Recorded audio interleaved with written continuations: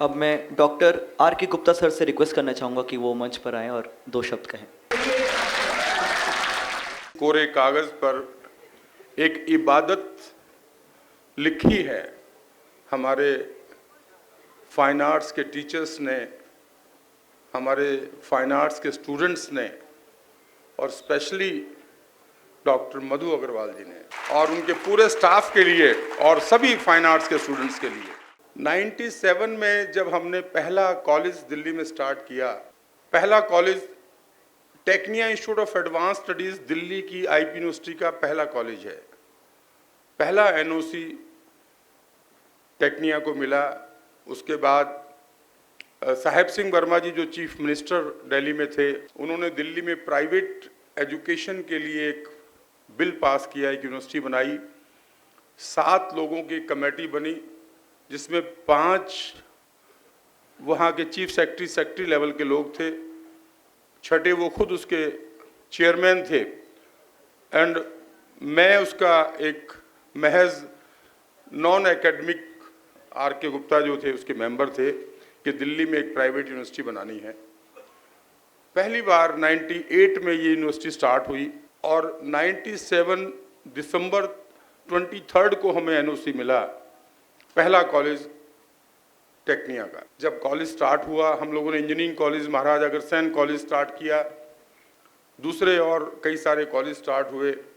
हमने खैरागढ़ के गवर्नर साहब से संपर्क किया और खैरागढ़ यूनिवर्सिटी में उन दिनों जो वाइस चांसलर महोदया थी उनसे रिक्वेस्ट की कि हम दिल्ली में कॉलेज खोलना चाहते हैं। वो प्रथम हमारी जो वाइस चांसलर थी जो दिल्ली में आई और इसी ऑडिटोरियम में उन्होंने सारा इंफ्रास्ट्रक्चर सब सिस्टम देखा और इस कॉलेज को अपनी स्वीकृति दी। आज हमारे जो वाइस चांसलर महोदया हमारे बीच में है, वो हमारे खैरागढ़ इंदिरा कल विश्वविद्यालय की 4थी वाइस चांसलर हैं, जिनको आज हम जिनके साथ यहाँ हमें मंच साझा करने का, आज उनसे मिलने का हमें मौका मिल रहा है और उनका मैं दिल की गहराइयों से स्वागत करता हूँ, साधुवाद करता हूँ। जोरदार तालियों से आप उनका अभिनंदन करें।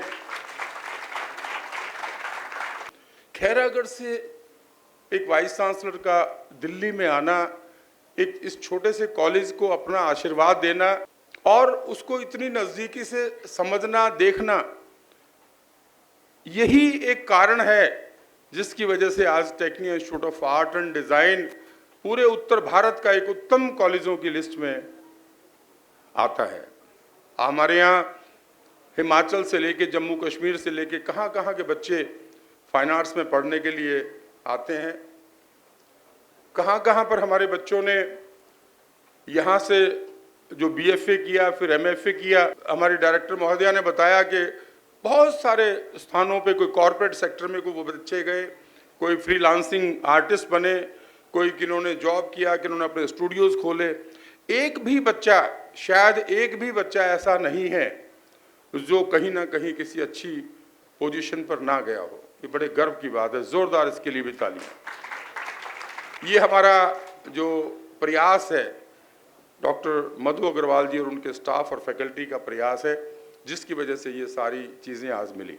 वाइस चांसलर महोदया हमारे बीच में हैं। मैं 2-3 चीज़ें उनसे निवेदन करना चाहता हूँ।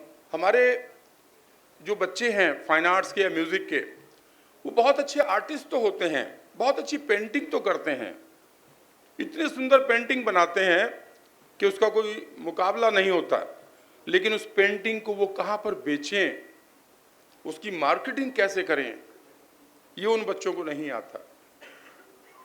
अगर हमारी यूनिवर्सिटी हमारे मास्टर्स कोर्स के अंदर कोई 1-2 साल का डिप्लोमा या उनके साथ या अलग से इस प्रकार के छोटे छोटे कोर्सेज को जोड़ दे, ताकि हम अपनी कलाकृति को किस प्रकार से देश में विदेशों में बेच सकें, उसको प्रदर्शित कर सकें, उसकी मार्केटिंग कर सकें, उसकी वैल्यू को बता सकें। हमारी ही पेंटिंग बनाई हुई कोई आदमी हमसे 2000 रुपये में ले जाता है और लंदन में जाकर के 2 लाख रुपए में बेचता है, तो ये हमारे बच्चों के लिए एक बहुत बड़ा उत्साह की बात होगी।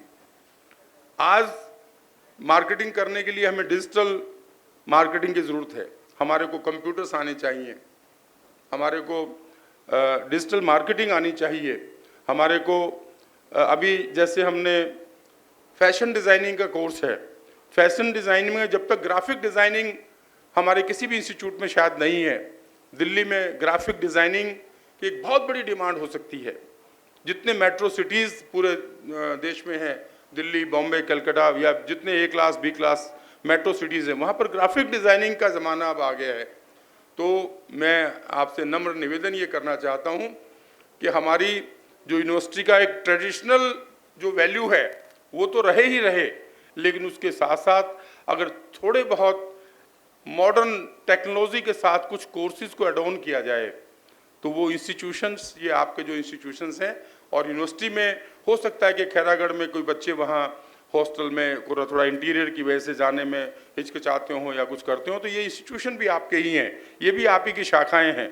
यहाँ से अगर हम इन कोर्सों को शुरू करेंगे तो मुझे लगता है कि यूनिवर्सिटी का भी नाम होगा और इन बच्चों को भी बहुत अच्छा एक मुकाम मिलेगा। मैं इसके साथ साथ हमारे रजिस्ट्रार महोदय, हमारे डीन्स जो हमारे बीच में आए हुए हैं, हमारे यहाँ पहले जो बैचलर्स कोर्स होते थे, अभी यूनिवर्सिटी ने हमें मास्टर्स कोर्स दिया। मास्टर्स कोर्स में शायद जितने बच्चे आज technical institute of art and design में एडमिशन लेते हैं, कहीं भी किसी भी कॉलेज में दूसरे में उतने एडमिशन्स नहीं होते। फाइन आर्ट्स में जितने एडमिशन्स BFA में आपके इस कोविड के टाइम में भी जितने एडमिशन्स हुए हैं, शायद मुझे मधु मैम बताती हैं कि चैलेंज के तौर पे दूसरे भी कई अच्छे से अच्छे कॉलेज में नहीं हो पाते। मैं समझता हूँ इसमें दो ही बातें हो सकती हैं, एक यूनिवर्सिटी के ऊपर छात्रों का विश्वास, दूसरा पढ़ाने का पाठ्यक्रम जो हम पढ़ाते हैं उसकी गहराई, प्रैक्टिकल एक्सपोजर और बच्चों का 1-to-1 मेंटोरिंग। यही सब कुछ चीज़ें उन बच्चों को इस कदर आगे लेके आती हैं। शायद यूनिवर्सिटी NAC की तरफ आगे बढ़ रही है। आज UGC ने भी कंपलसरी कर दिया कि हर कॉलेज के अंदर NAC होना चाहिए। हमारा technical institute of advance studies A+ की रेटिंग उसकी कई सारे सिस्टम्स में आई है।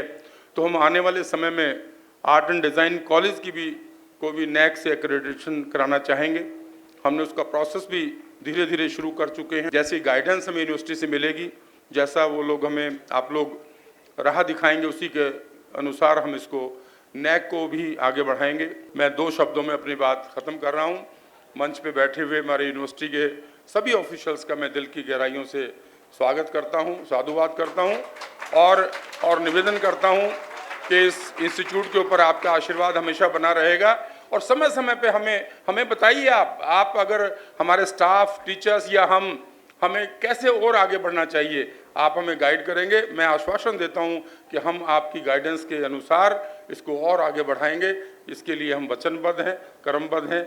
आपका पुनः एक बार धन्यवाद। मुझे बोलने का मौका दिया, इसके लिए भी धन्यवाद। जय हिंद, जय भारत। Thank you.